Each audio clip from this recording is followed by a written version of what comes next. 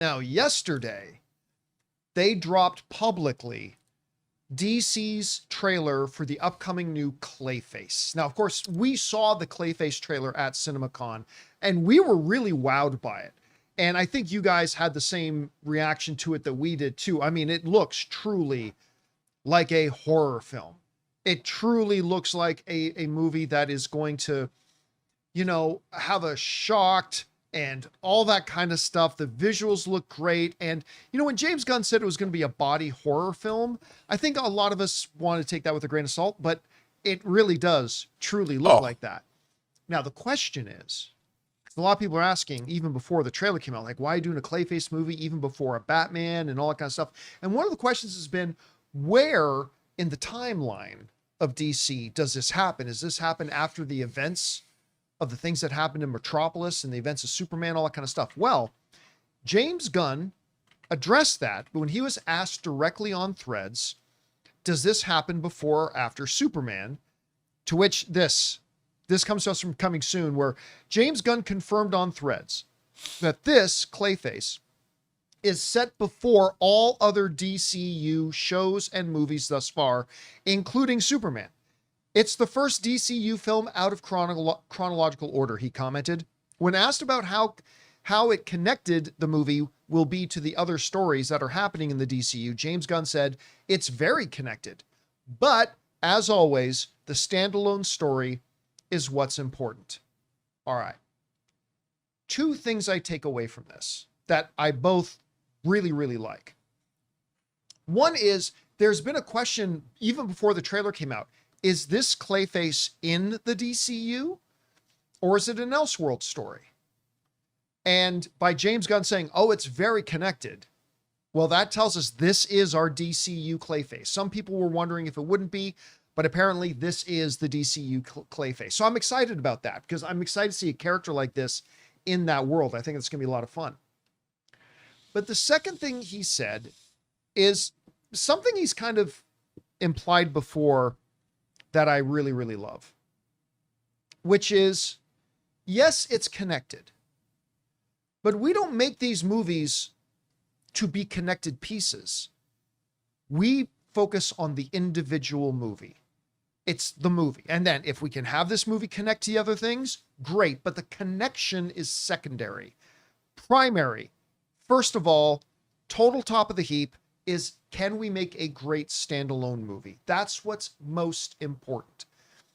And Rob, to me, the two big philosophies that James Gunn seems to be bringing to the DC, him and Peter Safran, seem to be bringing to the DCU that continually have me in a perpetual state of optimism about the future of DCU. Not counting when James Gunn leaves DC after his contract expires at the end of 2027 because of the Paramount stuff, but we'll talk about that later. But the thing that gives me perpetual hope in all of it is that his main philosophies are, number one, we do not greenlight a movie until we have a fully finished, fleshed out, ready to shoot script that we love. None of this announcing a movie and then bringing on a writer and seeing if we can come up with something. None of that. It's when we've got it. Connected to that is that you're not even worried about what order they tell these movies in. Best idea wins in James Gunn's DCU. If you bring us a great script with a great story, we'll make that movie. We'll make that movie now. The second thing that I really appreciate about it is what he just mentioned here, is the fact that their primary focus is making the individual films great. Because, Rob, I've always contended, and you and I have debated this a little bit, but I think in general we have a lot of common ground on it, which is, one of the big problems with the MCU post Endgame is not that it's felt really disconnected, although it has felt very disconnected, and it's impossible not to notice that, of course. But I've always thought that if the individual movies, disconnected or not, were strong movies, we wouldn't have worried about the disconnection as much. And I love the fact that James Gunn is saying our first concern is don't shoot anything until we have a complete, ready-to-go script that we love. And number two, the primacy of the movie itself over everything else.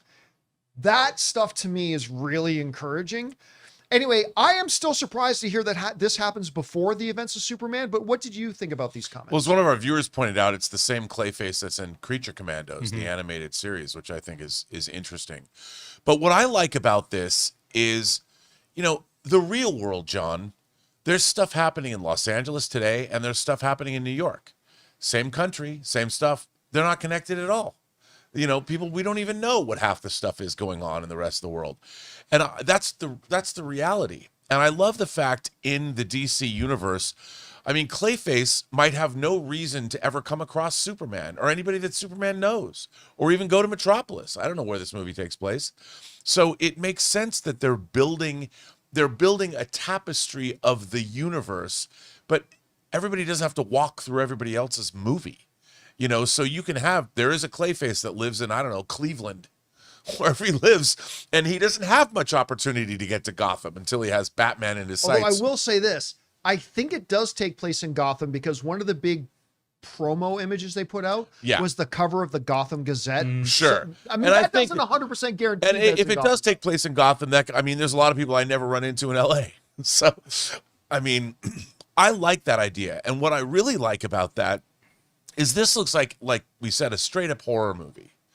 But the thing is, this story can be a straight up horror movie, but then Clayface, his next tale, as described in the DC universe, might have nothing to do with horror. Yeah. Because it was a horrific story that turned him into Clayface, but that doesn't mean, I don't think they're going to do this, but he might be the star of a romance. He might fall in love with Maxima. I don't know. You never know. But that would be a totally different kind of a movie. And I think that's what is so unique about what James Gunn is trying to do, is it's not like, in the MCU, we just expect everything to be interconnected, but interconnected to our characters somehow. Like the Avengers are always going to run into somebody from another movie, which I think is kind of weird. It doesn't, we didn't have to have Daredevil in She-Hulk because She-Hulk took place in California, and the Daredevil wanted to do costumes, so that's why he comes out to the West Coast. But I think, still contend the best part of She-Hulk was Daredevil. Totally. But another thing I wanted to say, that like in Eternals, when Arishem the Judge shows up at Earth and says, in the sky, he's 3 times the size of Earth, and says, "I'm going to judge you," and nobody mentions it again. Nope. That's a problem. Just another Tuesday in the MCU world. And that's they were all knocked out though, weren't they? No, people are looking at it in the sky. Oh, I thought he knocked him out. No, and I think that's one of the problems. That was another problem, that if the MCU, like you pointed out, told really great standalone stories, like the Eternals, in a way, nobody really knows who they are. So you could have told that story and had nobody know. Nobody's the wiser. Why didn't the Eternals interfere when the Chitauri attacked New York? Because they were keeping a low profile. But not when you have Arishem the Judge show up in the sky. I shall return for judgment. It's like, and then it's like, okay, and that was a problem. I'm still waiting. Is he going to come back during Doomsday? No. But his baby brother, and he's never coming back. What happens when the Earth turns into Battle World and turns back into? Is Arishem the Judge going to still be pissed at us? Do they live outside of the universe? You killed the Celestial. I don't know how the Celestial. Do they live outside of time and outside of the universe? No, they live in the universe. They create stars. They're in our universe. So technically, it's not like eternity. Wait, we're getting off away from Clayface. Yeah. But no. Let's talk about Marvel during Clayface. But I think, look, I'm excited for Clayface. I think it's. I like the fact we're having a banger year for horror movies. I've seen more horror movies this year than any other year. And this, even though it's a DC Universe movie, this looks straight up body horror. I can't wait to see it. I'm so excited. Guys, we want to take a second to thank a sponsor of today's video, Hims. I know a lot of us have weight loss goals, but actually hitting them, that's the hard part. Hims now offers access to an affordable range of FDA-approved GLP-1 medications, including the Wegovy pill at its lowest price ever and the Wegovy pen. And when combined with diet and exercise, Wegovy can help you lose up to 20% or more of your body weight by helping regulate your appetite so you eat less. You connect with a licensed provider who determines if treatment is right for you, and if prescribed, your medication gets gets delivered straight to your door, no insurance needed. Plus, you get 24/7 access to your care team and in-app support like meal plans, recipes, fitness videos, and more. Ready to reach your goals? Visit hims.com/Campea to get a personalized, affordable plan that gets you. That's HIMS.com/Campea. hims.com/Campea. Based on advertised cash price for a 30-day supply of medication only. Membership required, fee not included, and billed separately. Weight loss by Hims is not available in all 50 states. Wegovy is the registered trademark of Novo Nordisk AS. To get started and learn more, including important safety information, Wegovy clinical study information and restrictions, visit hims.com.